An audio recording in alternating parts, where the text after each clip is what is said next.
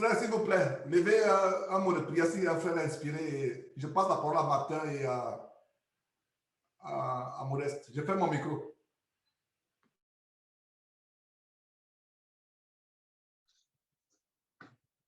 Bon, je prie, bien-aimé, je prie. Tendre Père Céleste, notre Dieu, notre Père, nous venons encore te rendre grâce, Seigneur, Père éternel, toi qui sais très bien pourquoi nous sommes réunis. Seigneur, tu connais nos différends, tu connais tout ce qui ne va pas mieux que nous. Tout ce que nous te demandons en ce moment, Seigneur, c'est que nous voulons être remplis de ton nom, de ton amour, afin d'honorer ton nom à tous égards et en toutes circonstances. Que c'est pour nous un déshonneur, Seigneur, Dieu de gloire, Dieu d'amour, de ne pas refléter ta gloire, refléter ton honneur au milieu de ce monde perdu, hostile à toi. Nous reconnaissons, Seigneur, que nous sommes victimes de nos faiblesses.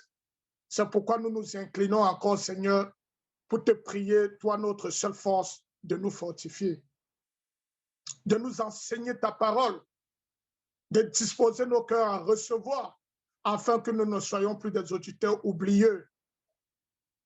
Nous reconnaissons une chose encore, Seigneur, c'est que toute chose, tu permets. Nous reconnaissons que même des accusations, tu les permets, car nous nous souvenons de ce qui s'est passé entre roi David et Shimei, lorsqu'il payait le prix de son péché. Il a été accusé injustement. Et nous te prions en même temps, Seigneur, de nous donner l'humilité, de nous accorder l'humilité de David pour nous qui n'avons pas encore compris. Soit notre force, soit notre soutien, en ce moment, ouvre nos cœurs, notre esprit, car nous savons, Papa, que c'est à toi qu'appartient la force, la puissance, la gloire pour des siècles et des siècles. Au nom de Jésus-Christ, nous t'avons prié. Amen. Amen, amen, amen. Amen, Donc, amen. Donnons 30 minutes à Martin et à Modeste. Je sais que Martin Modeste, c'est vraiment difficile, 30 minutes. Mais je pense que c'est un bon exercice de dire l'essentiel en étant bref. Disons au plus 40 minutes, vous deux. Donc, on vous passe la parole. Tout à fait, mais avant de commencer, je voudrais déjà juste encourager les frères pour ce que tu disais, Georges. Nous nous souvenons de ce qui s'est passé entre Shimei et David. Je veux seulement dire à ceux qui sont accusés que nous devons savoir que Dieu permet des accusations. S'il te plaît, rappelle, Martin, je ne maîtrise pas bien l'histoire de Shimei et David. S'il te plaît, un bref résumé. Oui, oui, justement. Alors, quand David était en train de subir les conséquences de ses péchés, comme Dieu avait déclaré, son fils va retirer ses concubines, ses femmes, et son fils va le chasser du trône, il va fuir. Et maintenant, sur la route, il va croiser quelqu'un de la famille Shimei, de la famille de Saoul, du roi Saoul, qui va se hâter, prendre le caillou et la poussière, commencer à jeter sur David, tout en disant, homme du sang, tu as le sang de mon frère sur ta main, tu l'as détrôné. Bon, nous savons tous que c'est un commérage. David n'a jamais porté la main contre Saoul, même comme il avait la possibilité de le faire, mais du moins il savait qu'il ne pouvait pas toucher. Alors, nous voyons là que Shimei était en train de porter des accusations injustes contre David. Entre-temps, David avait encore toutes ses forces, avait le chef de son armée derrière lui. Il avait des soldats, au point où, je crois, Thierry Diaba dit, le chef de son armée va dire, mais quel est cet homme qui manque de respect et qui jette même le caillou sur le roi? Je vais trancher sa gorge tout de suite. Alors David va prendre le roi de son armée comme un adversaire. Il va lui dire, mais toi, tu deviens mon adversaire pour aujourd'hui. Ce que lui, il est en train de faire, c'est Dieu qui lui demande de faire, c'est Dieu qui permet. Parce que David était conscient qu'il méritait tout ce qu'il arrive. David était conscient et il n'a pas permis, même comme tout cela était injuste, il n'a pas dit un mot et il a réprimandé Il a réprimandé le chef de son armée qui voulait défendre sa cause parce qu'il était conscient de tout ce qui arrivait. Et c'est ce qui nous manque parfois. Quand on nous accuse injustement, on veut se tuer, on veut se battre, on veut créer tout genre de trucs, oubliant que parfois par nos comportements, nous oublions que nous déshonorons Dieu par nos comportements, nous commettons même encore des péchés qui après, ça peut prendre 1 an, 2 ans, 3 ans, 5 ans, 6 ans même avant que les conséquences, et parmi les conséquences, il peut y avoir même des accusations injustes, comme le cas de David. Donc c'est pour encourager les frères et les sœurs de ne pas manifester l'animosité lorsqu'il s'agit d'une accusation de commérage ou de calomnie, mais tout au contraire de s'examiner, demander à Dieu pourquoi une telle chose arrive. Pourquoi? Et il aura certainement la réponse. Donc, au lieu de pratiquer l'animosité pour aggraver la situation, et je peux dire c'est l'une des raisons, l'humilité de David, même face à ce Chiméi qu'il a relevé, parce que David était conscient de ses fautes, conscient de ses péchés, il était conscient de tout ce qu'il arrivait. Donc, c'est ce que je voulais un peu rajouter sur tout ce que Georges était en train de raconter pour encourager les frères et sœurs à ne pas sauter en un clic sur l'animosité, sur les commérages ou soit la calomnie, mais de remettre tout en Dieu. Notre Seigneur savait que Judas faisait des choses derrière son dos. Il savait depuis le début que Judas complotait, Judas faisait des trucs. Mais il ne s'est pas précipité jusqu'au jour où l'affaire devait être connue de tous. Donc, ayons souvent ayons souvent l'attitude du Seigneur bien-aimé. Donc, je reviens maintenant pour ce qui concerne Anina. Bon, Georges, ce que Georges est en train de faire, c'est le rôle d'un berger. Parce que nous allons voir dans Marc, chapitre 13, le verset 31 à 37. Le Seigneur donne une courte parabole où il est le chef de la maison qui doit s'absenter pour un bon moment. Mais il prend le temps de donner la tâche à tous les serviteurs de sa maison, qu'on peut dire nous aujourd'hui, nous faisons partie du corps de Christ. Mais quand vous regardez, il va donner une tâche spéciale au portier. Le portier a une tâche spéciale. C'est au portier qu'on lui demande de veiller. Et généralement, nous connaissons le rôle d'un portier. Un portier, même devant même les boîtes de nuit ou devant peut-être des milieux, des grands restaurants où les hommes, les personnalités viennent peut-être dîner, il y a des portiers. Une fois si le portier se rend compte que, mais à son insu, une mauvaise chose est entrée à l'intérieur, qu'est-ce qu'il fait? Il va retourner dans la maison, user de son autorité pour retirer la mauvaise chose, parce que son rôle, c'est de protéger ceux qui sont à l'intérieur, ceux qui sont à l'intérieur de la maison dont il est le portier. Le portier également est à la porte pour empêcher que quelqu'un entre dans la maison, dans la boîte de nuit avec un objet qui peut être fatal, qui peut tuer, comme soit le fer, le couteau, une arme. Une arme. C'est ça le rôle du portier. Et c'est ce qui se passe. Et c'est ce que ce rôle-là, en effet, Georges est en train de jouer véritablement son rôle. Il est en train de jouer son rôle de portier. Alors, si aujourd'hui, on est en train de donner à l'Assemblée de Paris ce qui s'est passé avec Anina, beaucoup parmi vous connaissent quand même que j'étais très rapproché d'Anina pendant peut-être 3-4 ans. J'étais très rapproché d'Anina jusqu'au jour où Anina décide de venir au Cameroun. Alors, elle est arrivée au Cameroun, l'assemblée de l'Obaba qu'elle connaissait à travers le virtuel. Elle n'est jamais venue vers nous. Elle n'est jamais venue à l'assemblée parce que l'un des nôtres, nous avons, par la grâce de Dieu, nous avons découvert quelqu'un parmi nous, que ça ne faisait qu'un an, une année qu'il était au milieu de nous. 2 semaines avant l'arrivée d'Anina au Cameroun, il va m'appeler et il me dit, frère, je veux te parler. Je dis oui. Alors il me dit, je veux que tu te retires de la scène de prédication.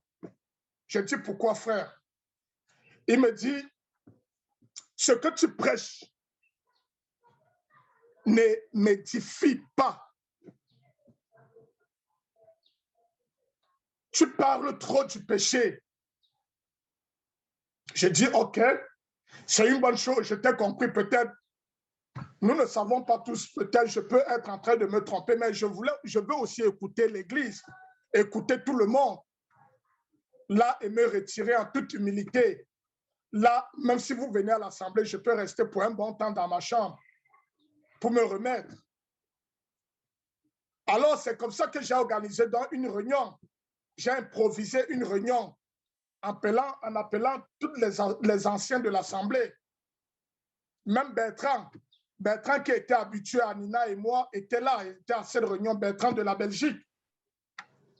Alors, nous avons écouté ce frère. On a dit, frère, voilà. Alors, mon problème était d'écouter parce que la parole de Dieu dit quand même, le témoignage de 3, ça pouvait m'interpeller. Si 2 autres frères parmi, au milieu de l'Assemblée, parlaient la même chose comme lui, je vous assure, Dieu m'est témoin, je me retirais. Je me retirais pour un bon temps. Alors, les frères ont écouté. Le frère va prendre la parole. Il va dire, OK, voilà, j'ai dit au frère ceci, cela, ce qu'il enseigne n'édifie pas et tout. Le Bertrand est le premier à poser la question. Qu'est-ce que Martin, si Martin enseigne et que ça ne t'édifie pas, ça veut dire ce qui ne t'édifie pas te détruit. Alors, qu'est-ce que Martin enseigne qui te détruit? Il va dire, Martin parle trop sur la sanctification, alors que la prédication sur la sanctification dans le corps de Christ aujourd'hui est erronée. Est erronée. Martin parle trop du péché. Il dénonce trop le péché, alors que nous n'avons pas besoin, nous n'avons plus besoin d'attendre cela. Car le Seigneur, nous n'avons fait aucun effort, car le Seigneur nous a délivrés, le Seigneur nous a lavés, nous a nettoyés. Et on n'a rien à faire dans l'histoire de notre salut. Et le Seigneur nous a sauvés une fois. Martin parle de l'effort, car nous n'avons pas d'effort à faire pour notre marche. Alors, lorsqu'il a parlé ça, Bertrand a été scandalisé. Bertrand a été scandalisé. Bertrand lui a dit directement qu'il était un danger. Je pense que c'est lors de la 2e réunion. Pour vous dire que la réunion n'est pas passée une fois, parce que jamais, on aimait beaucoup ce frère-là. C'est le seul même qui m'accompagnait à l'évangélisation quand j'allais des quartiers en quartier.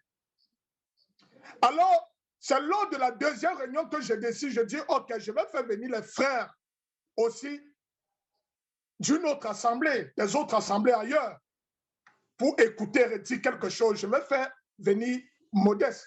Modeste est venu, Modeste était à cette réunion. Nous avons donc fait la réunion, je crois que c'était de 20h jusqu'à 1h, si je ne me trompe pas. De 20h jusqu'à 1h. Alors, personne n'a pu le convaincre. Il était seul dans sa position. Malgré tout ce que les Modestes, chacun a dit ce jour, prendre la parole de Dieu, il maintenait sa décision. Alors, entre-temps, pendant ce temps, Anina m'invitait déjà. Anina était constamment avec lui sur le virtuel. Les Bertrands ont même remarqué que Anina nous invitait. Entre-temps, l'espoir que j'avais, c'est que comme Anina était en train d'arriver au pays et que je savais que à son arrivée au pays, c'est ici à la maison, elle devait, comme tu l'avais prévu, elle devait être ici à la maison, on aura tout le temps de parler. On aura tout le temps de parler sur place, même si Yannick est en train de raconter n'importe quoi. La dernière fois que j'ai entendu parler d'Anina, c'est que Anina m'a écrit, elle m'a fait un message. Un monde est en train de demander la pointure des enfants. Comme je viens dans quelques jours. j'ai répondu, je n'ai plus jamais vu Anina. Anina est arrivée au Cameroun et dormait que chez Yannick parce qu'un temps, quand ça n'allait pas, nous, on était obligés de nous dissocier de Yannick. On a décidé que Yannick ne fait plus partie de nous. C'est un danger.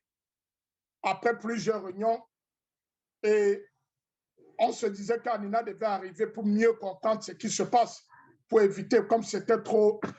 Mais à notre grande surprise, Anina nous a évités tous. Elle a évité Modeste, elle a évité l'église de Lobaba à l'effet de l'Assemblée, mais elle est allée se réfugier chez Yannick. Elle vivait chez Yannick de façon directe.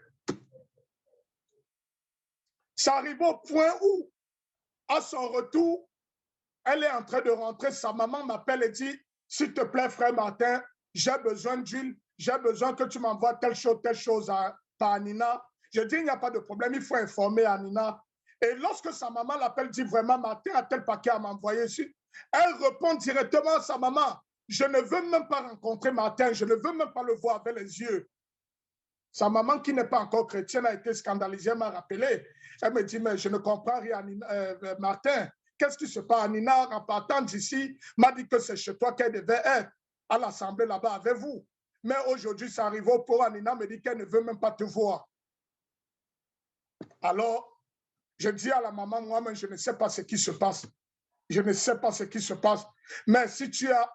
Elle me dit non, Anina a dit qu'autant mieux elle envoie son petit frère prendre le paquet pour venir lui donner.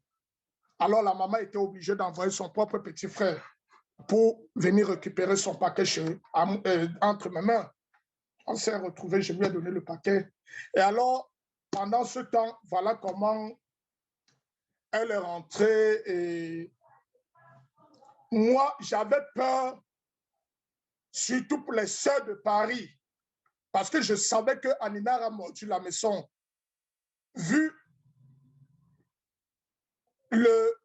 la conversation qu'elle a eue avec Modeste pendant qu'elle était au Cameroun, une fois, quand Modeste était scandalisé, il a essayé de l'appeler, bon, ils ont pris. Anina a montré à Modeste qu'elle préfère écouter Yannick que nous autres. Elle préfère écouter Yannick que nous autres. Jusqu'au jour, lors de la réunion que nous avons eue avec les anciens de Champigny, où j'ai essayé d'attirer l'attention de Georges sur le comportement d'Anina, parce que c'est ce jour que je voyais Anina, j'étais un peu scandalisé. J'étais un peu scandalisé. Moi, je me suis dit que quand Anina devait me voir sur la plateforme, elle devait fuir. Elle devait se déconnecter. Parce que moi, je n'aime pas l'hypocrisie. J'ai donc attiré l'attention. Et maintenant, je tombe sur la vidéo d'Anina où elle est en train de parler de repentance, disant elle est tombée, je ne sais pas, dans l'impudicité, avec un frère ou avec ceci, cela. Entre-temps, nous, on connaissait que, quel qu'en soit le cas, il doit avoir l'impudicité entre les deux, parce que c'est très fort. Nous, on savait déjà ça. C'est ce jour que j'ai repris maintenant le téléphone pour oser appeler Anina, qui ne me prenait plus le téléphone depuis 2 ans.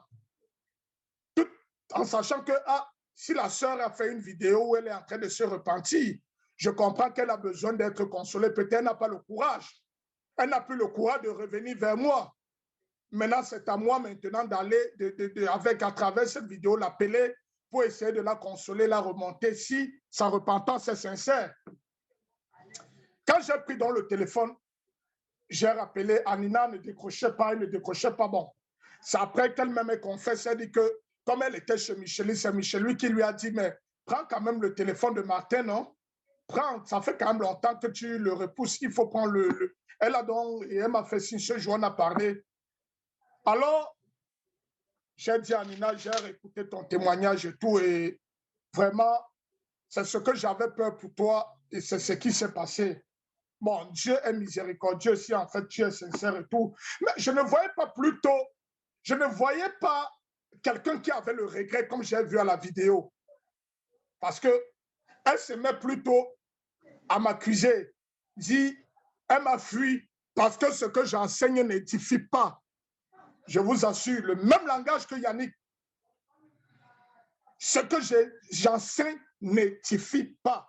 Je dis, mais Anina, qu'est-ce que j'ai enseigné qui ne t'a pas édifié? Je peux me tromper. Dans l'enseignement, on peut se tromper. Et l'amour voudrait au moins que s'il y a quelque chose qui ne va pas dire à ton frère, pour l'aider aussi. Alors elle a parlé d'un jour, j'ai enseigné sur l'enlèvement.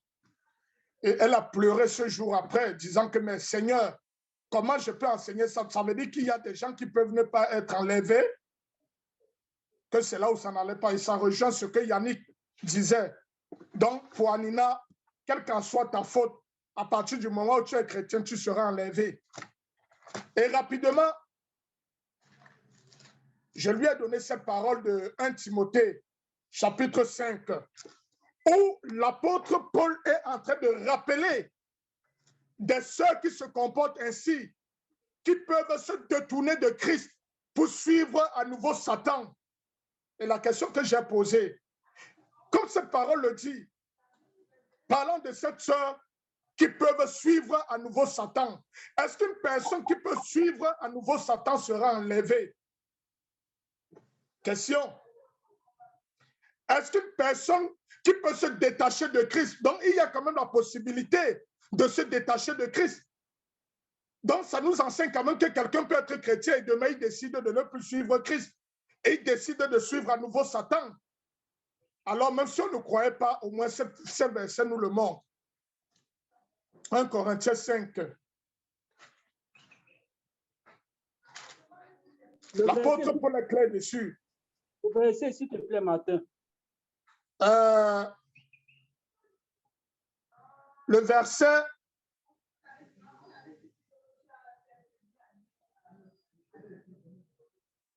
16.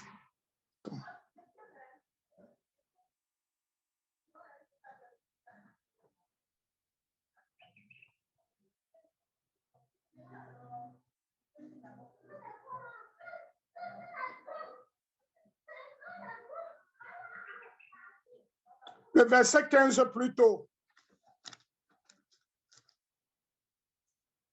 Je lis rapidement. Je veux donc que les jeunes se marient, qu'elles aient les enfants, qu'elles dirigent leur maison, qu'elles ne donnent à l'adversaire aucune occasion de médire. Car de quelques-unes, l'apôtre Paul parle ici des chrétiennes, il parle des sœurs, de quelques-unes. Car déjà quelques-unes se sont détournées pour suivre Satan.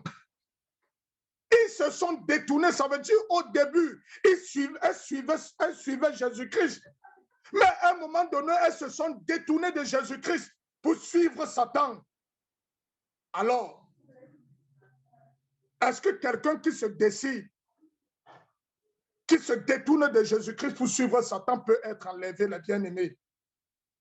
Peut espérer faire partie de l'enlèvement de Christ, de l'Église, alors qu'il est bien dit, ils se sont détournés pour suivre Satan. Suivre Satan, ça veut dire la personne a pris à nouveau Satan comme son maître.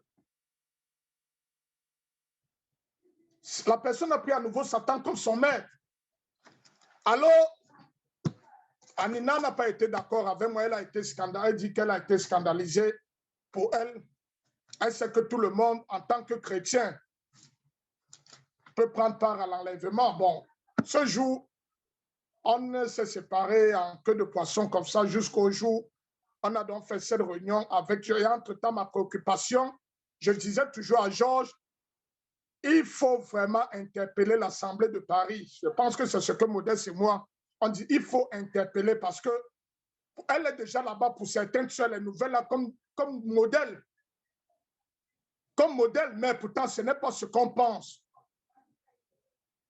Et lors de la dernière réunion que j'ai eue avec elle et Kodjo, qui espérait faire quelque chose, Kodjo qui ne comprenait toujours pas. Qu'est-ce qu'elle a proposé à Kodjo? Qu'est-ce qu'elle dit de Yannick?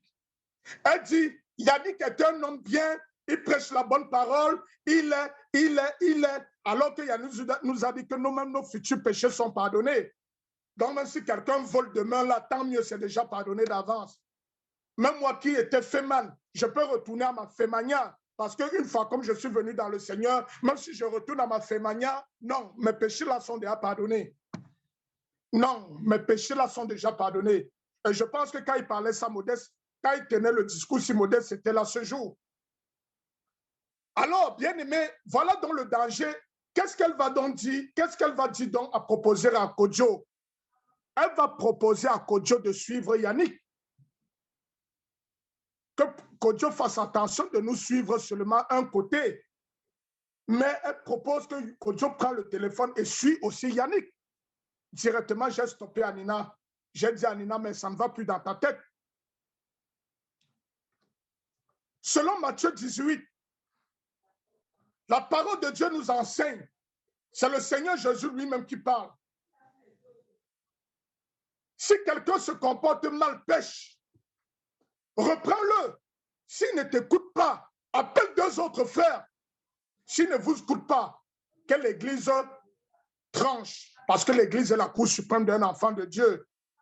J'ai dit à Nina que mais ça ne va pas dans ta tête. Quelque chose que l'Église, l'assemblée à laquelle Yannick appartenait, a tranché. A tranché. Et on s'est dissocié de lui. Tu demandes à Kodjo de l'écouter. Combien de personnes alors tu as déjà amené à écouter Yannick? C'est là où j'ai trouvé nécessaire qu'il fallait encore interpeller Georges. On a trouvé nécessaire qu'il fallait encore interpeller Georges pour vous qui êtes là-bas. Donc voilà en bref ce qui s'est passé avec Anina. Et je pense que ce jour, elle a encore redit à Kodjo qui est là. Quand Kodjo lui a demandé que tu ne veux plus voir Martin, pourquoi? Elle a répété la même chose. Martin enseigne les choses qui ne tiennent pas. Kodjo a insisté. Et elle a pu dire à Kodjo, Georges a insisté l'autre jour, elle n'a pas pu répondre, Georges, sur ce que Martin enseigne qui n'édifie pas. Mais elle a répondu à Kodjo l'autre jour. Elle a dit à Kodjo, parlant pour de l'enlèvement, mais ce n'est pas moi qui le dis. Si quelqu'un pense qu'il peut se détourner par ses mauvaises actions, il peut avoir Satan à nouveau comme maître et qu'il l'espère prendre par l'enlèvement, il se trompe. Il ne passera même pas à côté. Suivre Satan, c'est même autre chose. La Bible nous montre même l'éloignement seulement de Jésus-Christ. Je ne parle pas de suivre Satan à l'heure-ci, mais le fait de s'éloigner même seulement de Jésus-Christ, sans pourtant peut-être suivre Satan, nous met déjà dans un risque de rater l'enlèvement. Combien de fois? À plus forte raison, suivre Satan, comme ce verset nous le montre. Donc, voilà ce que je peux dire d'Anina, tout à vous exhortant. Elle n'est pas ce que vous pensez. Je ne sais pas si je dirais qu'elle a bu le poison de Yannick ou pas. Bon, je ne sais pas. Quand même, quand quelqu'un même est un peu vrai, il y a des choses, quand on parle même de l'amour, je pense quand même que de la manière que j'aime Modeste, il me sera difficile un matin de me lever, ou de la manière que j'aime Kodjo, de me lever et subitement apprendre même que Kodjo a dit quelque chose, m'a calomnié et directement manifester l'animosité ou soit me séparer de Kodjo. Mais mon problème, dans un esprit d'amour, je vais chercher à savoir pourquoi mon frère que j'aime a dit des choses pareilles. Je vais chercher à l'aborder, je vais chercher à dialoguer. Mais si je manifeste la séparation, ne plus chercher l'animosité, c'est une preuve même que je ne l'ai même jamais aimé. Hein? Je n'ai jamais aimé ce frère. C'est que c'est une preuve que je ne l'ai jamais aimé. Je ne l'ai jamais aimé. Donc, pour moi, je m'arrête à ce niveau, les bien-aimés.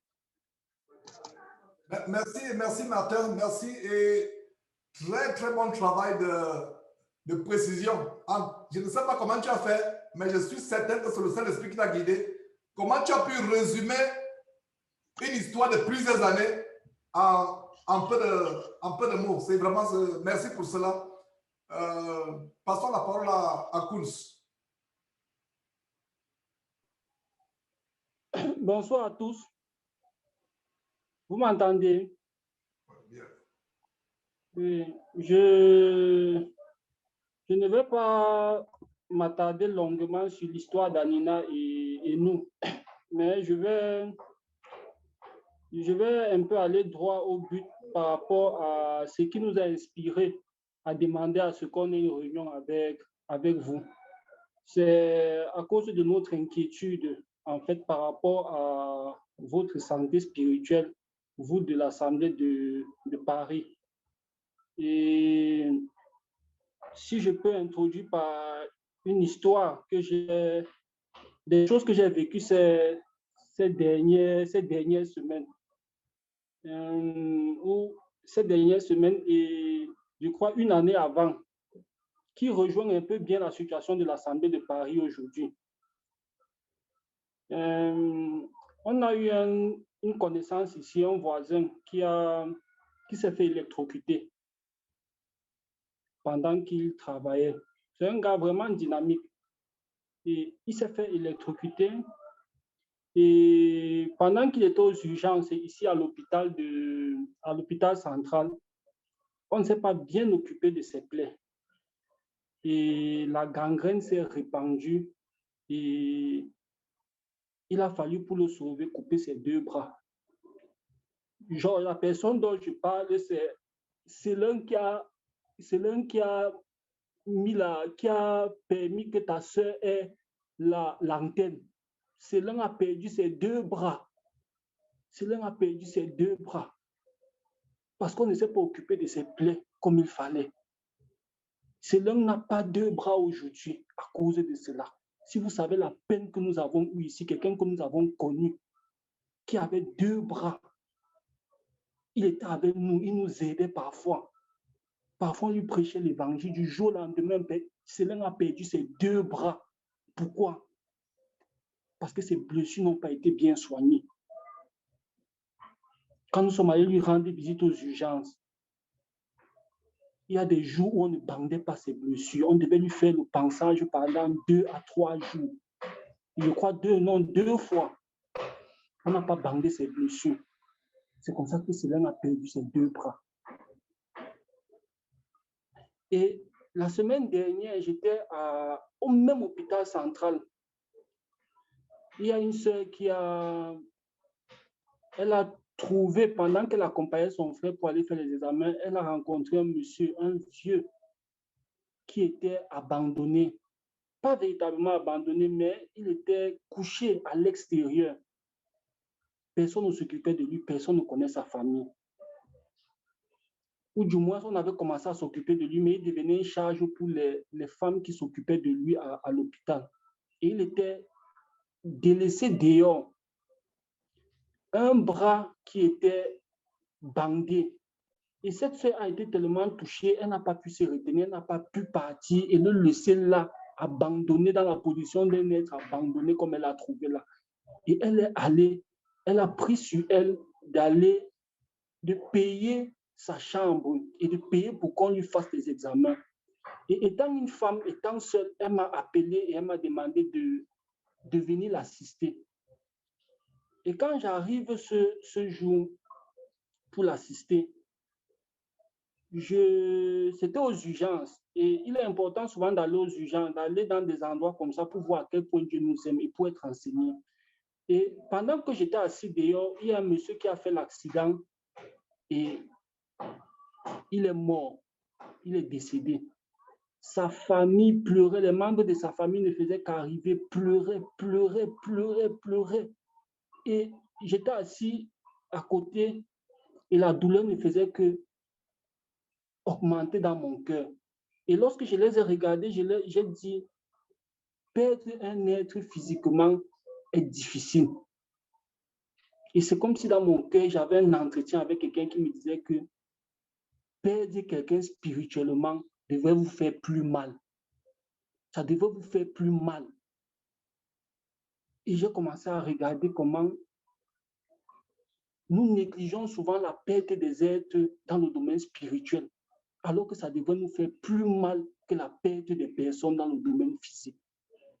Et après cette scène-là, j'entre à l'hôpital, dans le bâtiment. Il était question, on attendait une infirmière qui s'occupait quand même de ce monsieur parce que la sœur lui donnait de temps en temps de l'argent pour s'occuper de lui. Et quand cette infirmière arrive, après qu'on ait supplié toute la journée pour qu'on puisse faire son bandage, parce qu'il a une main qui a perdu toute la chair, qui a perdu presque toute la chair, elle est vraiment ouverte. Vous voyez, c'est affreux. Mais si je pouvais vous montrer cette image-là, je la montrerai, afin que ça puisse choquer les uns et les autres et puissent réaliser à quel point c'est les mêmes états dans lesquels nous sommes parfois spirituellement. Lorsque la dame est venue, on a attendu jusqu'au soir. Lorsque la dame est arrivée, parce que les autres infirmiers ont refusé de lui faire le pansement, et nous, on était inquiets, sachant que, particulièrement moi, parce que je savais que Céline avait perdu ses 2 bras à cause d'une négligence pareille. Et lorsque la dame arrive, je touche son cœur avec tout ce qui... On n'a même pas tellement insisté. Elle est venue, elle a apporté de l'eau chaude avec du sel à l'intérieur. Quand elle a ouvert la plaie de ce père, j'ai filmé. Je suis quelqu'un de très sensible. Quand je vois même le sang, j'ai du mal à tenir un stylo après avoir vu le sang. Mais on n'y pouvait rien. On était obligé de supporter l'atrocité de cette image-là. On était obligé d'aider l'infirmière à faire son bandage. Et quand vous voyez comment la plaie, comment la blessure est vraiment... En fait, c'est pas beau à voir. C'est pas beau à voir. Vous voyez les peaux mortes et autres sur la chair, la main est carrément ouverte. Mais nous, on insistait. Pourquoi? Parce qu'on savait qu'il peut perdre ce bras. Et on était obligé de saisir sa main et tremper sa main dans cette eau salée-là. Ça lui faisait atrocement mal. Ça lui faisait mal. On était obligé. Il ne criait même plus à un moment. Il suppliait seulement pardon, pardon, pardonnez-moi, excusez-moi. Un vieux père. Ceux qui reçoivent mes messages bibliques ont dû recevoir un appel que j'ai lancé par rapport à ce père parce qu'on recherchait sa famille, on recherchait les gens qui le connaissent parce qu'il était abandonné. Et on a pu faire le pansement avec toutes les douleurs que ça impliquait. On a trempé sa main dans l'eau salée. Il criait, mais c'était une nécessité. C'était une nécessité, pourquoi? C'était une nécessité parce qu'il ne fallait pas qu'il perde ce bras. Et entre le moment où on a ouvert son bras et le moment où on a fini le pansement, après avoir baissé l'eau oxygénée, la bétadine et autres, l'aspect changeait. Et l'infirmière nous disait quoi? Si on fait ce traitement-là continuellement, il va reprendre la mobilité de son bras. Et tout va revenir alors. Et c'est les mêmes choses. Quand je pense à un truc comme ça, si je pouvais vous montrer cette image, afin que vous réalisez, et quand je pense à ça, je m'assois, je me dis, c'est peut-être dans cet état que l'église de Paris est déjà. Parce que vous êtes infiltrés. Il faut que je vous le dise, vous êtes infiltrés. L'évangile de l'hyper-grâce que Yannick prêche, c'est un évangile qui est, moi je dirais, c'est l'un des évangiles les plus subtils du diable. Et nous ici, pour qu'on s'en sorte, parce qu'on a eu un Yannick comme ça au milieu de nous, pour qu'on s'en sorte, il a fallu que Dieu nous prévienne dans un rêve qu'il y a quelqu'un qui va venir détruire l'arbre sur lequel vous vous nourrissez. Et il faut que vous le chassiez. Et je l'ai dit à Yannick quand je suis arrivé lors de la réunion avec Martin, que Yannick, l'évangile que tu prêches, il a fait à quelqu'un comme ça avant. Et je vais vous dire un truc, je crois quelques jours avant, je suis rentré troublé parce que cette sœur-là a encore été infiltrée par ce type d'évangile. L'évangile où on vous dit que non, dès que vous avez cru, vous êtes sauvé, une fois sauvé, sauvé pour toujours. Tournez un peu vos Bibles dans Jean 8. J'aimerais qu'on s'attarde, parce que je sais que l'ennemi a planté sa mauvaise graine au milieu de vous. Anina, c'est quelqu'un qui est très subtil. Et il est important qu'on retire cela. Jean 8, allons dans Jean 8, verset 32.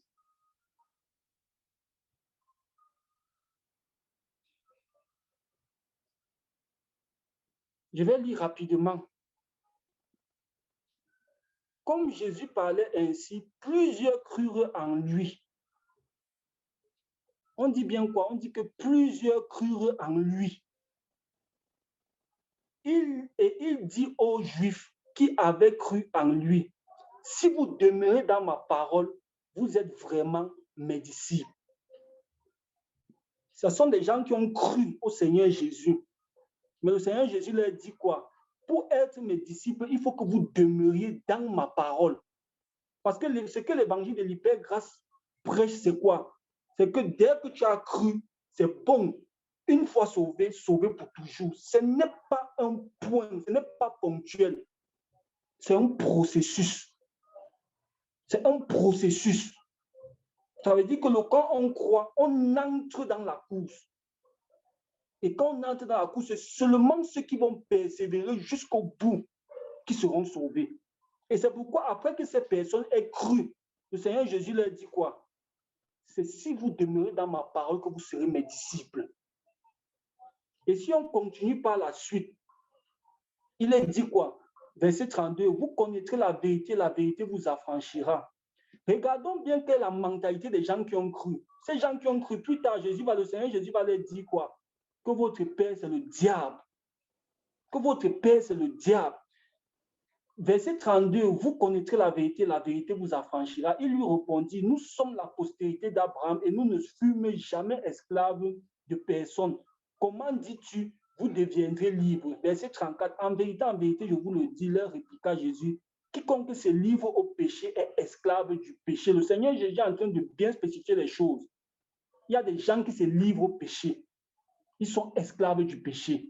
Et c'est la situation dans laquelle Anina est actuellement. Elle est esclave du péché de Yannick. Et Martin n'a pas souligné quelque chose. Il y a des frères et des sœurs qui ont vu Anina plonger dans l'impudicité. 2, pas une personne, 2, dans des visions, dans des rêves. Je crois que Martin lui-même l'a vu. Le Seigneur Jésus est en train de dire à des gens qui disent qui ont cru. Il est en train de leur dire que quiconque se livre au péché est esclave du péché. L'évangile de l'hypergrâce dit quoi? Dès qu'on a cru, au moment ponctuel, on a cru. C'est bon, on ne peut plus être esclave du péché. C'est faux. Et c'est ce que la parole de Dieu nous dit ici. Et le Seigneur Jésus lui dit quoi? Or, l'esclave ne demeure pas toujours dans la maison. Le fils, il demeure toujours. Vous pouvez être dans la maison, mais en statut d'esclave. On peut être dans la maison, mais en statut d'esclave. Et l'esclave, on le botte à un moment dehors. Il ne reste pas toujours dans la maison. Et le Seigneur Jésus dit, si dans le Fils vous affranchit, vous serez réellement libre. Verset 37, je sais que vous êtes la postérité d'Abraham, mais vous cherchez à me faire mourir parce que ma parole ne pénètre pas en vous. Parce que ma parole ne pénètre pas en vous. Il y a beaucoup qui ont cru. Ils ont accepté le Seigneur Jésus. Oui, c'est mon Seigneur et Sauveur de manière ponctuelle. Mais les cœurs sont endurcis, l'orgueil. Ils ne laissent pas la parole de Dieu pénétrer dans leur cœur. J'ai dit à Anina, lorsqu'on s'est assis, on ne s'est pas assis, lorsqu'on causait au téléphone, j'ai dit que Anina, donc tu penses que Martin, Bertrand, je ne sais plus quel frère était là, et moi, on s'assoit, on analyse. Raphaël, merci. 4 frères, on s'assoit, on examine un évangile, on te dit que l'évangile est faux, toi tu dis que nous on se trompe. Toi, tu penses que nous, on se trompe. Et j'ai bien fait de lui préciser, je t'ai envoyé l'audio, Georges, j'ai bien fait de lui préciser que nous, moi particulièrement, pour que je vois cet évangile-là, et je sache que c'est un évangile de moi, il a fallu que Dieu me prévienne en rêve. Si ce n'était pas le cas, je serais tombé. Et j'ai eu des frères, on a eu des frères au milieu de nous qui sont tombés quand ce monsieur était là. Et il a fallu qu'on frappe le poing sur la table et que je dise, moi particulièrement, même si les autres ont commencé à me voir bizarre, qu'il faut qu'on se sépare. Et ça, je ne savais même pas que d'autres frères, des frères avaient déjà été infiltrés, s'étaient replongés dans la fornication à cause de cet évangile. À cause de cet évangile. La foi en Christ, la marche en Christ n'est pas ponctuelle, que personne ne vous manque. C'est un processus. Et il y a beaucoup de choses dans la Bible qui nous montrent que bien des choses avec Dieu ne sont pas ponctuelles, sont un processus. C'est Dieu qui voit les choses de manière ponctuelle parce que lui, 1000 ans, c'est comme un jour pour lui. Mais nous, ce n'est pas ponctuel, c'est un processus. Le Seigneur Jésus a soufflé sur les disciples, il a dit, recevez le Saint-Esprit. Le Seigneur n'est pas un menteur. Ça veut dire qu'il avait déclenché le processus. Mais après, qu'est-ce qu'il a dit? Que ne quittez pas Jérusalem. Ne quittez pas Jérusalem. C'est là que le processus devait prendre sa fin. On a vu Daniel qui a prié dans Daniel 10. On dit le premier jour qu'il a prié, Dieu a exaucé sa prière. Dieu a exaucé sa prière. Il a envoyé la solution. Mais il fallait qu'il reste dans une position particulière pendant les 21 jours jusqu'à ce que l'accomplissement se réalise. Beaucoup de nos prières, c'est la même chose. On prie, Dieu a déclenché le processus, il a déjà exaucé. Mais qui persévérera, qui restera dans la position jusqu'à ce que le processus prenne fin. Et c'est ça dans la marche en Christ. On commence, on marche. Seuls ceux qui vont persévérer jusqu'au bout, la vie des Juifs n'était pas, Dieu n'a pas mis ça dans l'Ancien Testament, dans l'Exode, leur histoire. Il n'a pas mis ça pour orner la Bible. Il a mis ça pour nous enseigner. Ils sont sortis de l'Égypte. Ils ont traversé la mer Rouge. Mais combien sont entrés à la terre promise? La marche était longue, c'était un processus. C'était un processus. Et seuls ceux qui devaient tenir jusqu'au bout. Le Seigneur Jésus, Dieu dit quoi? Dieu dit, vous n'entrez pas dans mon repos. C'est le repos de Dieu, ce n'est pas notre repos. On ne se repose pas quand on veut. C'est Dieu qui nous dit quand est-ce qu'on se repose. C'est son repos à lui, ce n'est pas notre repos. Et moi, je suis très inquiet lorsque je pense à la situation de votre assemblée. Et il m'arrive parfois, je crois il y a de cela 2 ou 3 jours, assis seul dans ma chambre, je réfléchissais, je me disais à l'époque, les frères, Paul envoyait Apollos pour reconforter les frères de Corinthe. Est-ce que ce n'est pas possible que nous, parfois, quand on se mobilise, on cotise même de l'argent, on envoie un frère pour fortifier les frères de l'Assemblée de Paris? Est-ce que ce n'est pas possible? Est-ce que ce n'est pas possible? Parce que vous êtes en danger. Et nous, si vous mourrez, Dieu va nous redemander votre sang, surtout nous à qui il a donné, il a fait grâce d'avoir parfois de temps en temps une attention sur votre situation. Moi, je suis vos réunions et je vois qu'il y a certaines personnes qui voient, il y a cette sœur-là qui a dit qu'elle a rencontré Anina dans le train. Et Anina était bien habillée, autre, elle était comme un modèle pour elle. Et ça a attiré mon attention, que ça veut dire que Anina peut être un exemple pour elle. Et si Anina est sale, elle va la salir. Et quand je pense à ça, et je pense à la subtilité d'Anina, parce que moi j'ai côtoyé Anina, elle est calme, douce, quand elle parle, c'est une voix, comme les gens du monde disent, vous lui donnez la confession, vous lui donnez le truc sans confession. La communion sans confession. La communion sans confession. Et je me demande combien de personnes parmi vous là déjà infiltrées. Combien de personnes parmi vous là déjà contaminées. Et moi, c'est ça qui nous inquiète. Et c'est pour ça qu'on a demandé à ce qu'il y ait une réunion avec vous pour attirer votre attention. Pour attirer votre attention. La décision que Georges a prise, que Anina doit sortir du milieu de vous, ce n'est pas une décision qu'on prend de gaieté de cœur, mais c'est une nécessité. C'est une nécessité. Et si une seule âme au milieu de vous se perd et que nous, on n'a pas fait ce qu'il faut, Dieu va nous redemander des comptes parce que la Bible le dit dans le livre, lorsqu'il parle de la sentinelle. Si la sentinelle ne sonne pas de la trompette et que le danger arrive et que le peuple meurt, Dieu redemandera le sang du peuple à la sentinelle. Et on veut être pur de votre sang. Nous voulons être purs de votre sang. Un peu comme Paul disait, je ne vous ai rien caché du conseil de Dieu. Je suis pur du sang de chacun d'entre vous. La décision a été prise. Peut-être vous ne connaissez pas les détails derrière lesquels cette décision a été prise. C'est pour ça que nous avons tenu à ce que vous soyez tous informés de cette situation. Afin que si quelqu'un s'égare en suivant Anina, qu'il soit responsable lui-même de sa mort et qu'on ne porte le sang de personne sur nos mains. Qu'on ne porte le sang de personne sur nos mains. Faites attention à l'évangile qui vous est prêché. Le Seigneur Jésus dit que c'est celui qui persévérera jusqu'à la fin qui sera sauvé. C'est une question de persévérance. C'est une question de persévérance. Anina a critiqué l'enseignement que j'ai donné sur le carnage avec une subtilité malicieuse qui ne dit pas son nom. Commencez à dire à Georges comment nous devons enseigner la parole, la vraie doctrine. Comme si on enseigne la mauvaise doctrine. Et il faut bien préciser un certain nombre de choses. L'évangile de Christ, ce n'est pas un évangile qui caresse au sens du poil. Si c'est l'évangile-là que vous voulez suivre, vous n'êtes pas à la bonne adresse. Vous n'êtes pas à la bonne adresse. impacts santé chrétiens sont là. Vous pouvez y aller. Vous pouvez y aller. Ce n'est pas pour rien que la Pâque se mangeait avec les herbes amères. Ce n'est pas un repas qui est délicieux. La Pâque se mangeait avec les herbes amères, ce n'est pas pour rien.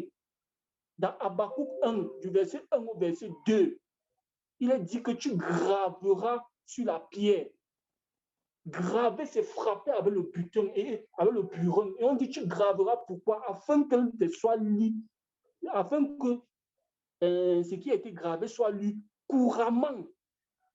Couramment. On ne grave pas, on n'écrit pas sur vous en tant que lettre de Christ avec je ne sais pas quoi, la plume. Le message qu'on presse, c'est un message qui casse la pierre, qui grave, qui écrit en creux, afin que le message, afin que la lettre de Christ soit lisible. Les gens veulent qu'on prêche un évangile qui les caresse au sens du poil, qui ne les distingue pas avec ceux du monde. Ce n'est pas ce que la parole de Dieu nous dit. Qu'on grave sur la pierre, on fractionne la pierre. Qu'on grave sur la pierre, on fractionne la pierre, afin que l'écriture soit lue, afin que l'écriture soit couramment lue. Mais les gens veulent qu'on prêche avec la plume, qu'on caresse, qu'on ne dise pas que non, les faux cheveux, les faux cils, le pantalon et autres, la fornication. Non, on veut qu'on passe dessus. Ce n'est pas le mandat que Dieu nous a donné. Et le Seigneur Jésus dit que ceux qui vont enseigner sa doctrine et qui vont enseigner aux gens à observer même les derniers iotas de la loi, ils seront plus grands dans le royaume des cieux. Nous, on veut être plus grands dans le royaume des cieux. C'est pourquoi il faut qu'on enseigne la totalité du message. On ne vient pas tromper, on ne veut pas se faire, on ne veut pas que les gens nous aiment. Moi, j'étais à Paris, j'ai rencontré Anina. Je l'ai assise avec maman Angèle, toutes les deux. Je les ai confrontés, je les ai reprochés à chacune ce qu'il y avait à leur reprocher. Et quand je rentrais, je leur ai fait une lettre, je l'ai envoyée. Et c'est les mêmes choses qui sont reprochées à Nina aujourd'hui. L'hypocrisie. Tu penses qu'un frère a dit quelque chose qui ne te plaît pas ou bien bon, que tu ne t'arranges pas. Va voir le frère. Va voir le frère, tu parles avec lui. Pas de contourner, d'aller, de prendre des voies malicieuses et autres. Bon, mais aujourd'hui, comme dans la parole de Dieu, on demande au berger d'être simple. Ça va dans tous les sens. Le Seigneur Jésus dit que le plus grand soit le serviteur des autres. Mais ça veut dire qu'il y a une hiérarchie dans le corps de Christ. Et ça, c'est ce que beaucoup de personnes ignorent. Même si le plus grand est le serviteur, est comme la balayure dans l'assemblée, il n'en demeure pas moins qu'il y a une hiérarchie, c'est le plus grand. Ça veut dire qu'il y a un ordre. Et aujourd'hui, malheureusement, les assemblées de Christ bafouent la hiérarchie parce que les bergers sont obligés de se faire humbles. Lorsqu'on dit quelque chose, on parle, tu vois des clans qui se forment contre le berger. Non, qu'est-ce qu'il pense même? Qu'est-ce qu'il pense? Qu'est-ce qu'il dit? Et Georges, je l'ai bien souligné. Si on était comme les Marcelo Tunassi, où on menace les gens, on les influence, on met une barrière devant nous, les gens ne prendraient pas à la légère ce qu'on dit. Mais nous n'avons que l'autorité de la parole, que l'autorité de la parole. Et c'est elle que nous prêchons, nous ne nous prêchons pas nous-mêmes. J'attire votre attention. Protégez votre assemblée. C'est une grâce d'avoir une assemblée. Il y a des gens qui cherchent à avoir une assemblée. J'ai rencontré une mère qui m'a dit que mon fils, tu as eu la grâce de connaître Christo. Nous, on a marché, on est entré dans la franc-maçonnerie parce que c'est la vérité là qu'on cherchait. Protégez ce que vous avez reçu de Dieu. Protégez ce que vous avez reçu de Dieu. On ne protège pas ce qu'on a reçu de Dieu en faisant 2 camps, 3 camps. J'ai regardé une vidéo sur les gilets jaunes. Je suis arrivé à Paris en période des gilets jaunes. Et j'ai regardé un jour une vidéo sur les gilets jaunes où la population s'est attaquée à la police, aux forces de l'ordre. La population était bien plus nombreuse que les forces de l'ordre. Mais dès qu'on a commencé à attaquer un d'entre eux, ils se sont regroupés, ils ont formé un bloc. C'était fini, la population ne pouvait plus rien. Et c'est ce que vous devez être, unis, former un bloc. Ne vous laissez pas distraire par les discussions et autres, les choses qui ne vous avancent pas. Oh, l'autre a dit ceci sur moi. Oh, l'autre pense ceci sur moi. Oh, l'autre, ça ne vous avance pas. Focalisez votre attention sur Christ, c'est le plus important. Le monde nous distrait tellement ici aujourd'hui, où on nous fait penser qu'on est venu ici sur terre pour être riche, pour avoir des grands comptes en banque, pour laisser des grandes familles. Alors que le véritable objectif, c'est que nous sauvons notre âme. Et c'est là que nous devons focaliser notre attention. Le reste, là, ça vient par-dessus. Focalisez votre attention sur le véritable objectif, le salut de votre âme. Et travaillez ensemble. Travaillez ensemble. Sinon, l'ennemi va entrer au milieu de vous et il va vous diviser, il va vous disperser. Et je terminerai par ceci. Si vous replongez dans le monde, votre situation sera pire qu'avant de connaître Christ. Il aurait mieux fallu pour vous ne jamais avoir vu Christ, ne jamais avoir connu Christ. Et Hébreu nous en parle, parce que les gens qui prêchent l'évangile de l'hyper-grâce passent autant à dire que non, quand tu es sauvé, une fois sauvé, sauvé pour toujours, tu ne peux pas perdre ton salut. C'est faux. Hébreu en parle. On dit, je souhaite même qu'on termine là-dessus. Alors on a Hébreu 10.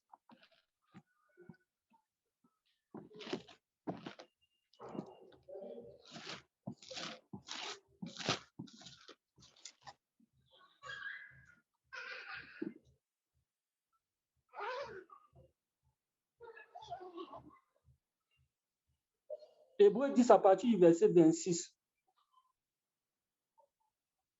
Hébreu 10 à partir du verset 26. Car si nous péchons volontairement, Paul est en train de dire nous, ça veut dire qu'il s'inclut lui-même. Il est en train de parler ici des chrétiens.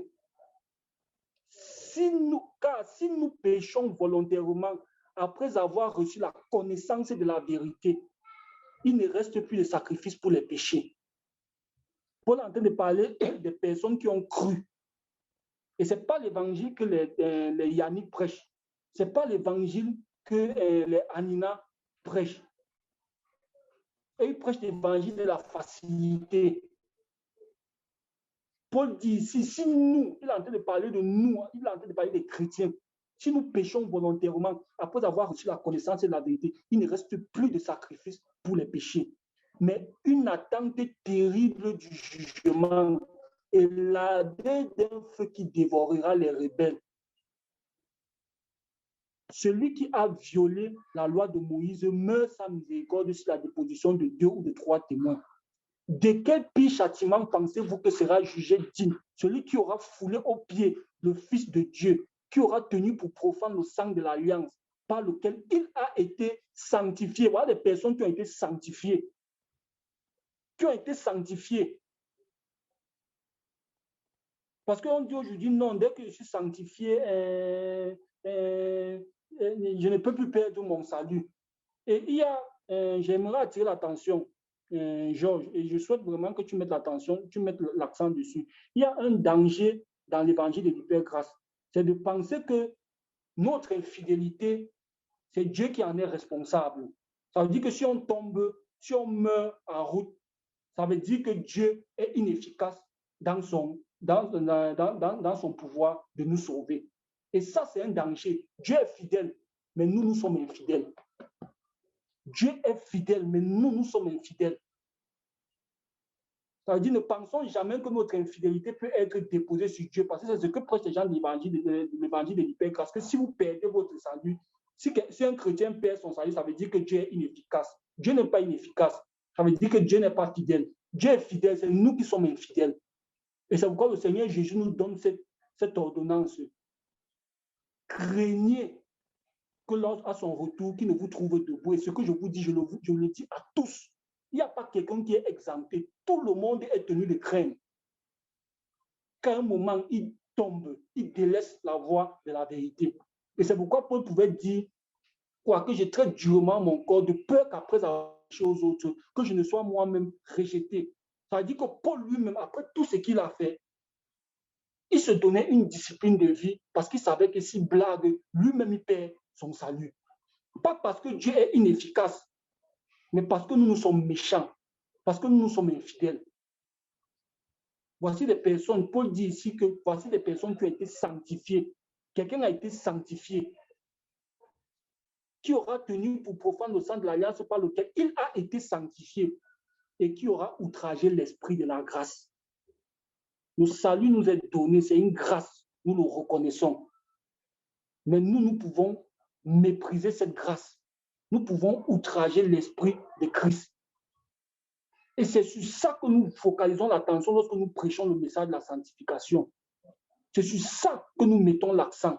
Dieu est fidèle, mais nous sommes infidèles. Et il faut que chaque jour nous allons à ses pieds, nous mettons nos genoux au sol pour lui demander, fortifie-nous et ne laisse pas qu'on meure spirituellement. Si Pierre venait aujourd'hui, Anina devait lui lancer les pierres. Lorsqu'il dit dans 2 Pierre chapitre 1, verset 5, pour cela, faites tous vos efforts. On devait dire, non, Pierre, tu prêches l'évangile des efforts, tu prêches qu'on se sauve par l'effort, mais c'est écrit. Et Dieu a tenu à ce que ce soit écrit et qu'on le voit. Donc, veillez à ce que vous avez reçu. Et sachez que seuls ceux qui vont persévérer jusqu'au bout seront sauvés. Je vais m'arrêter là, Georges. Merci, merci, merci. Que celui qui a les oreilles pour entendre, entende ces avertissements. Je me rends compte à quel point Dieu nous aime. Parce que si Dieu ne nous aimait pas, nous ne suivions pas de tels avertissements comme ceux que nous venons de suivre. Dieu nous aime abondamment et je me rends compte que Dieu nous aime. Je n'ai pas autre chose à dire par rapport à ces merveilleuses mises en garde de Martin et de Modeste par rapport à cet évangile de mort venu tout droit des quartiers généraux sataniques dans les lieux célestes sataniques. Donc, Éphésiens chapitre 6 en parle. Donc, Éphésiens chapitre 6 parle, excusez-moi. Mais j'aimerais conclure tout simplement par ce verset qui nous explique ce que c'est la grâce. Titre chapitre 2, verset 11 à 12. Notez très bien tous les versets qui ont été partagés. Plaise à Dieu. Ces 2 exhortations de Martin et de Modeste seront publiées pour que nous les resuivions encore et encore et encore.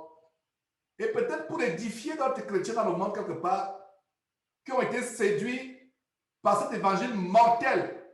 Et vous savez quoi? Je répète encore, j'ai fait 24 ans dans cet évangile. Je l'ai enseigné pendant 24 ans. Dieu m'en a délivré parce que c'était l'évangile de mort. Si je mourais, je serais en enfer dans cet évangile.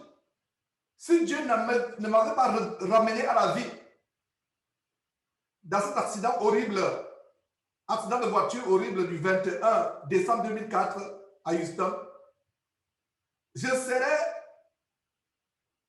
en attente du châtiment éternel. Je serais en direction vers l'enfer. J'ai enseigné cet évangile. Et il faut préciser que Modeste n'enseigne pas les choses qu'il enseigne aujourd'hui à cause de Georges. Quand Modeste comprenait cette parole, moi, Georges, en 2009, c'est là où j'ai commencé à sortir du ministère de la voix. Pour ceux qui ne le savent pas. Parce que les gens pensent que c'est l'évangile que Georges enseigne qui a contaminé, parce qu'ils pensent que c'est la mort que j'enseigne. Mais jugez en vous avec vos Bibles.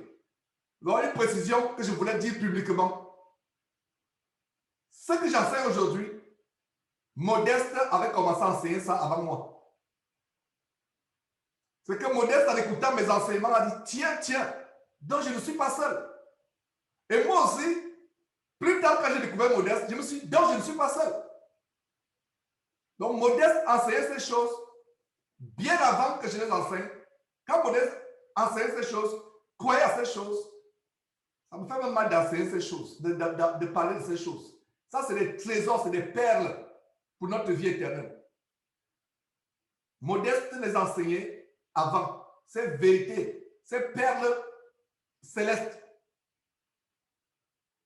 Alors, terminons par ce verset. Voilà comment est définie la grâce. Titre chapitre 2, verset 11. Notez ce verset, comme tous les versets qui ont été partagés. Titre chapitre 2, verset 11. Car la grâce de Dieu, la grâce de qui? La grâce de Dieu, source de quoi? De salut pour tous les hommes a été manifestée. Qu'est-ce qui a été manifesté? La grâce de Dieu a été manifestée. qui est la source de notre salut. La grâce de Dieu est la source de notre salut. Mais regardez ce que la grâce nous enseigne au verset 12. La grâce que les gens... Et c'est ce qui est dit au verset... Je mets ces deux versets côte à côte. Tite chapitre 12, verset 11 à 12 et Hébreux chapitre 10, verset 29. Parce que le verset 29 d'Hébreux chapitre 10 termine en disant celui qui aura outragé l'esprit de la grâce. Donc, Hébreux chapitre 10, verset 29 nous montre qu'il y a un esprit de la grâce. C'est le Saint-Esprit. L'esprit de la grâce, c'est tout simplement le Saint-Esprit. Donc, il y a un esprit de la grâce. Alors, comment on outrage dans l'esprit de la grâce? Le chapitre 2, verset 12, nous montre comment on outrage l'esprit de la grâce. Alors, lisons petit chapitre 2, verset 12. Le verset 11 nous dit la grâce de Dieu. Donc, il y a l'esprit de grâce. Regardez comment petit chapitre 2, verset 11 et Hébreux chapitre 10, verset 29 vont de pair. Donc, verset 11, petit chapitre 2, verset 11, car la grâce de Dieu, source de salut pour tous les hommes, a été manifestée. Elle nous enseigne. Qu'est-ce qui nous enseigne? La grâce. Donc, il y a un enseignement de la grâce. Le verset 12 nous résume l'enseignement de la grâce. Si quelqu'un enseigne quelque chose autre que l'esprit de la grâce et ce que l'enseignement de la grâce nous donne, en Tite chapitre 2, verset 12, qu'il soit anathème, qu'il soit un sujet de malédiction, parce que c'est une doctrine étrangère. Donc, écoutez très bien ce que l'esprit de la grâce nous enseigne, ce que la grâce nous enseigne. Donc, la grâce de Dieu, verset 11 à nouveau, verset 11, Tite chapitre 2, verset 11, car la grâce de Dieu, source de notre salut, c'est-à-dire notre salut, notre vie éternelle, le fait que nous soyons sauvés, ça vient de la grâce de Dieu, l'esprit de la grâce, source de notre salut, source de salut pour tous les hommes. Verset 12, suivez attentivement. Elle, la grâce de Dieu, nous enseigne à faire quoi? À renoncer aux convoitises mondaines et à vivre dans le siècle présent selon la sagesse, la justice et la piété, en attendant la bienheureuse espérance et la manifestation de la gloire du grand Dieu et de notre Seigneur Jésus-Christ. En passant, nous avons notre grand Dieu à part et notre Seigneur Jésus-Christ à part. Ils sont distincts les uns les autres. Mais la grâce nous enseigne à renoncer à l'impiété, à renoncer au péché, aux convoitises de la chair, aux convoitises mondaines, l'amour du monde. Regardez et jugez en vous-même. Si c'est ce jeune homme Yannick, que je ne connais même pas, je n'ai jamais parlé avec lui. Jugez en vous-même qui dit la vérité. Jugez en vous-même qui dit la vérité.